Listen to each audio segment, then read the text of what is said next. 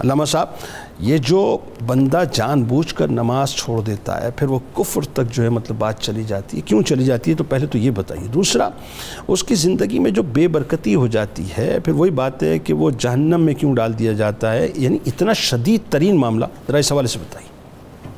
جنید صاحب، اس حوالے سے میں جو کفر کی طرف لے جانا ہے اس کو اسی پس منظر میں دیکھتا ہوں، اور ہمارے ناظرین جو ہیں وہ ان الفاظ کی طرف خصوصی توجہ فرمائیں۔ امام علی مقام سیدنا امام حسین پاک رضی اللہ تعالیٰ عنہ معرکہ کربلا کے اندر جام شہادت نوش، اللہ اکبر، آج تک امت کو اس کا غم اور دکھ ہے۔ اللہ، یزید حکمران تھا، دلائل النبوہ میں امام بہقی نے بیان کیا ہے، حافظ ابن کثیر نے بھی البدایہ والنہایہ میں بیان کیا ہے، ابن عساکر وغیرہ سب نے بیان کیا ہے۔ اہل مدینہ نے جو یزید کے خلاف علم بغاوت بلند کیا، اس کے حکمرانی کا طوق اپنے گلوں سے اتار کے پھینک دیا، اس کے جرائم میں سے ایک جرم تو اہل بیت اطہار کی شہادتیں تھیں، اور اس کے ساتھ یہ لکھا ہوا ہے ان کتابوں کے اندر اور دیگر کتابوں میں، یترک الصلاۃ، اللہ، وہ نمازوں کا تارک تھا۔ اللہ اللہ اللہ اللہ اللہ۔ جنید صاحب، بات یہ ہے کہ امام علی مقام کی شہادت، ان کو بے دردی کے ساتھ شہید کرنا کتنا بڑا جرم ہے، اللہ اکبر، لیکن اہل مدینہ کی نگاہ کے اندر جس طرح وہ شہید کرنا بڑا جرم تھا، نمازوں کو چھوڑنا بھی اتنا بڑا۔ اللہ اکبر، اللہ۔ اب خود سوچئے کہ یہ یزیدی کام ہے، اور اس کی تائید ایک حدیث پاک کرتی کہ جو لوگ نمازوں سے پیچھے رہ جاتے ہیں، یہ نہیں کہ جو پڑھتے ہی نہیں، جو پیچھے رہ جاتے ہیں نمازیں ترک کریں پھر اس کے بعد چھوڑتے چھوڑتے چھوڑنا شروع کر دیں، تو پھر قیامت کے دن ان کا حشر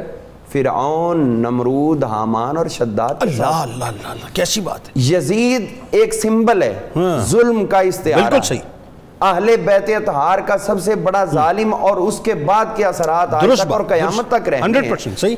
اس کے ساتھ نماز کو اگر برابر کر کے دیکھیں تو اب خود سوچیں کہ کیا ہم خود وہ یزیدی فعل سر انجام دیں؟ بالکل، فرعون اور نمرود اور حامان یہ تکبر کے سمبل ہیں، تکبر کے حضرت سمبل۔ سیدنا موسیٰ علیہ السلام کی خدمت میں ایک خاتون آئی، اس نے عرض کیا میں نے گناہ کیا، حمل ہو گیا، بچہ پیدا ہوا، میں نے اس کو بھی مار دیا، اب میں توبہ کے لیے آئی ہوں۔ فرمایا نکل جاؤ یہاں سے، تمہارے لیے توبہ کی کوئی گنجائش۔ اللہ، اپنے بچے کو اپنے ہاتھوں سے مارا اور یہ گناہ کیے۔ جیسے ہی وہ گئی، جبریل امین علیہ السلام حاضر ہوئے، آپ سے کہنے لگے پیارے موسیٰ، اللہ فرماتا ہے آپ کو لوگوں کے لیے نرمی کرنے والا، شفقت کرنے والا بنایا، تو آپ نے کیوں اس کو اپنے در سے پھیر دیا؟ آپ نے کہا اتنا بڑا جرم کیا اس نے، جبریل اتنا بڑا جرم، میں کیسے اس کو اگنور کر دوں؟ اللہ، جبریل نے کہا حضور اگر آپ یہ کہیں موسیٰ علیہ السلام سے کہہ رہے ہیں تو میں آپ کو اس سے بھی شدید جرم نہ بتاؤں؟ ہاں، وہ کیا ہے؟ آپ کو اس سے اتنی نفرت ہے، اس سے بھی بڑا جرم نہ بتاؤں؟ وہ کیا ہے؟ آپ فرمانے لگے بتاؤ، انہوں نے کہا جان بوجھ کے نماز ترک، بدکاری سے، قتل سے بھی بڑا جرم ہے یہ، جان بوجھ کے نماز، جان بوجھ کے نماز ترک۔ ہمارے یہاں تو عام سی بات ہے، میں جاب میں بیزی ہوں، میں کاروبار میں بیزی ہوں، میری کمٹمنٹ ہے، مجھے تفریح کے لیے جانا ہے، میں دوستوں میں ہوں، وقت نہیں مل پایا، ادا کر لوں گا، بس یہ حضرت عیسیٰ علیہ السلام، یہ وہی عبادت ہے جو حضرت آدم علیہ السلام سے لے کر سرکار تک ہر نبی کو اللہ نے دی، اللہ اللہ، ہر نبی کی امت کو پڑھنے کا حکم دیا ہے۔ حضرت عیسیٰ علیہ السلام ایک بستی سے گزرے، بڑی خوبصورت تھی، لوگ آباد تھے، عالی شان محلات تھے، خوبصورت خواتین تھیں، مرد خوبصورت جوان، سب چلے گئے، عرصہ دراز کے بعد واپس آئے تو ملیہ میٹ ہوئی پڑی۔ اللہ، حیران ہو گئے، یا باری تعالیٰ پہلے اتنی کرم نوازی اور اب اتنی نحوست کہ اب یہ ساری ویران ہو گئی، اس کی کیا وجہ ہوئی؟